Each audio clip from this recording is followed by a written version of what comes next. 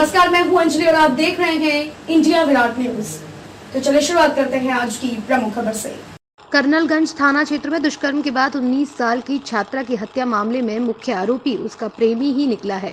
Police ने उसके प्रेमी अमन सिंह राजपूत सहित शव को ठिकाने लगाने में सहायक रहे उसके दो दोस्तों निखिल कन्नौजिया और दीपक यादव को गिरफ्तार किया गया है। एसएसपी के अनुसार आरोपी को शक था कि उसकी प्रेमिका किसी दूसरे लड़के से बात करती है। दोनों 10 महीने से एक दूसरे के संपर्क में आए थे और सोशल मीडिया के जरिए हमेशा संपर्क में रहते थे, लेकिन कुछ दिनों से आरोपी को ये शक हो गया था कि वह किसी दूसरे से बात करती है। इस विषय को लेकर उसकी झड़प भी होती रहती।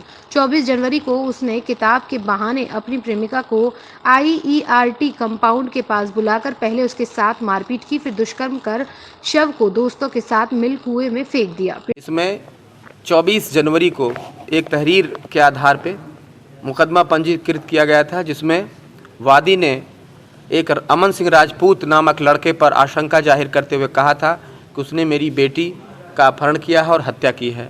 इस गंभीर सूचना को तत्काल मुकदमे में कन्वर्ट करते हुए 5 तेजतर्रार टीमों का गठन किया था। इन टीमों ने बहुत ही रिकॉर्ड टाइम में अमन सिंह राजपूत को हिरासत में लिया और इनसे पूछताछ में एक कुएं के बारे में जानकारी प्राप्त हुई।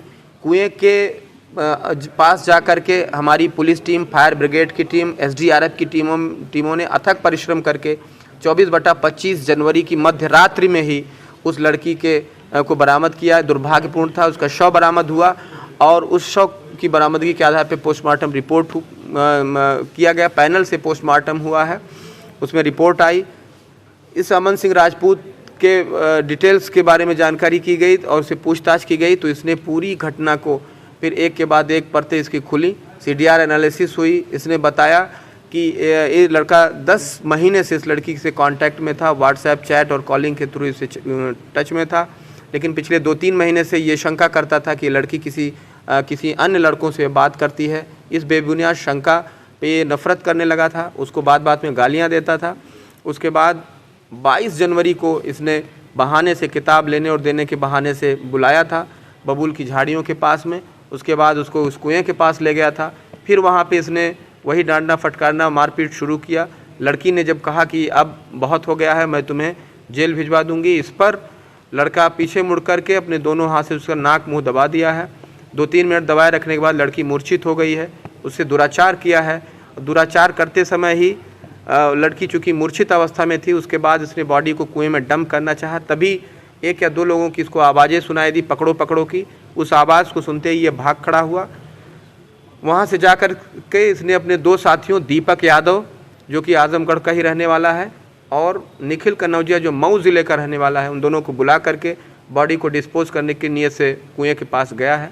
बॉडी ऑलरेडी वहाँ पे नहीं थी, वो कुएं के अंदर थी। वहाँ पे एक स्कूल बैग पड़ा था लड़की का, उसको उठा करके उन्होंने कुएं के अंदर फेंक दिया है। इस तरह से साक्ष्यों को छुपाया है, किसी को और पुलिस को सूचना नहीं दी है।